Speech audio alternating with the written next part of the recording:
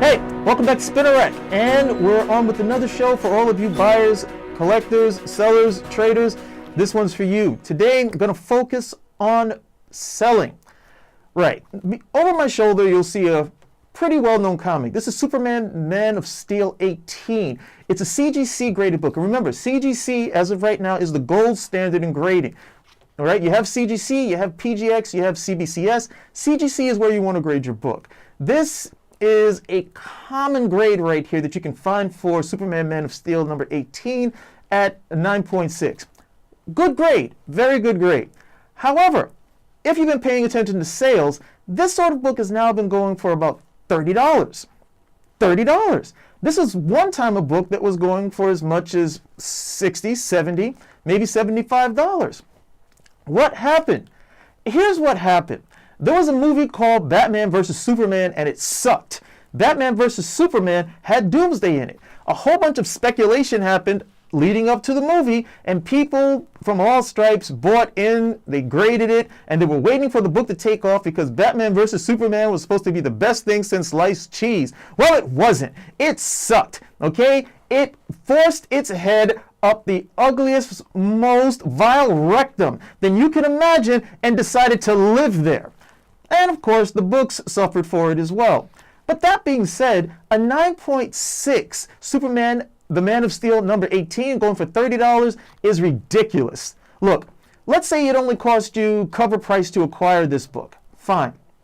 You didn't have to press it. You didn't have to clean it. It was a good, solid book. Now you graded it. Grading is going to cost you at least $18. So let's say altogether you paid $19. That means all of that you did, waiting for this book to come back for a profit of $11. And this is a first appearance. And not just a first appearance, it's a first appearance of a major Superman villain. A 9.6 is nothing to sneeze at. Why are you letting it go so cheaply? Here's why guys are letting it go cheaply.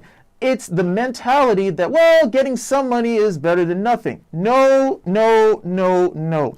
When you decide to let your book, and this is a high grade book, 9.6 is still high grade, because after that, the only other book that you'll really see is a 9.8. Few people will ever see a 9.9, and the only time you're probably going to see a 10 is on the internet, in a picture, or someone told you about it, or someone's trying to sell it. A 9.6 is nothing to sneeze at. It's still a high quality book. It should be getting a good amount of money back for it. This is a book that should not be going for less than $50. However, because guys had the book, they graded it and said, oh no, the movie sucked, I'm losing money. They're willing to just unload it at ridiculous prices. Again, unless you're getting an incredible discount for CGC, like you got a free grade or something of that nature, what was it worth it? You could have sold this book raw, okay, and made a better profit than grading it for all of that. Again, let's say you acquired it at cover price and you sold it for $10. Wonderful.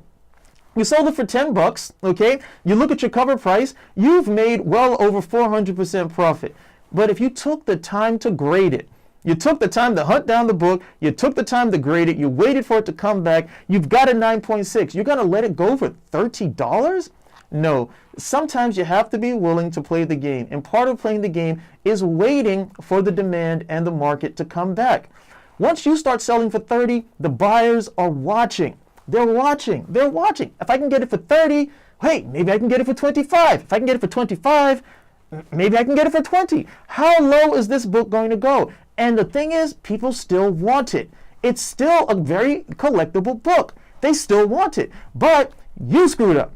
You decided, instead of putting the book for the value that it's supposed to be, not the inflated value that it was going for because you rode so much on that movie that didn't work out for you, now you have to unload it, and you're going to have to unload it at what we love to call price to sell. Price to sell is another way of saying, please buy this, I need the money. You'll never make any money that way, and it's a waste of your time. Look, if you're going to be serious about selling, you have to remember, if you took the time to grade it, all of that time is money too. If you waited 2 months for this book to come back, all of this time is money too. So if you just wanted to make some quick money, you should have just sold it raw. You sell it raw, you'll definitely make some money on it, especially if you got it at the cover price or a very low price at that. But if you spent $5, $10 on this book and then add another $16 to grade it, how can you let it go for $4? probably even less than that, because if you sold it on eBay, you have your eBay fees and then your PayPal fees as well. You're not making any money. Here's what you do. It's a 9.6, just put it away. Everything comes back again. Eventually, Doomsday will make another appearance in films. And when he does, hopefully they get it right, and you've got a 9.6 just waiting to be unloaded. Don't unload a high-value book for less than the value. This shouldn't go for less than $50. All right? If you're lucky, you might get something better than that, but right now, that's where it is. With movie speculation, the price will definitely go up, but it's like stock. Okay, you don't let go of a good stock. You hold it, you maintain it, and then you see how the currents are going. It's not going to be $30 forever. Trust me on that. And again, you don't let a high-grade book go simply because you're desperate. Desperation is not how you sell. It's not how you make money. Knowing the value of your book and knowing when to unload it and when to hold it, that's how you're going to make money. So, to all the guys who acquired it because you attached it to a movie, hey, sorry. But the good news is this is a value book, as I like to call it. This is not a book that has to be attached to a particular trend. It's something that has already etched out its place in comic history, and it can always be revisited. Doomsday may appear on a show. Doomsday may appear in a cartoon. Doomsday may appear in another film. Whatever it may be, Doomsday may become hot again, and you have that particular book. Even if he doesn't become hot again, once you let all of the Chicken Littles run through their copies, keep your price firm. Don't budge on it, okay? Go about your acquisitions, and trust me, give it enough time, you'll find somebody, a good collector, and they're going to pay the right price for it. Because everybody else who's buying it at $30, trust me, what they're trying to do, they're going to try to unload it for at least $60. At least $60, because that's usually the rule of thumb, and that's how cheap they got it. Now they're stuck with the book that's worth $30, and they can't unload it. We got to help each other. We got to help each other, even though it doesn't seem like it. Calvin Ellis for Spinner Rack. That's buying tip for you. Know the value of your book. Don't unload a valuable book simply because, hey, the trend isn't there anymore. Know the value of your book, and that value is going to definitely fatten up your wallet. See you next time.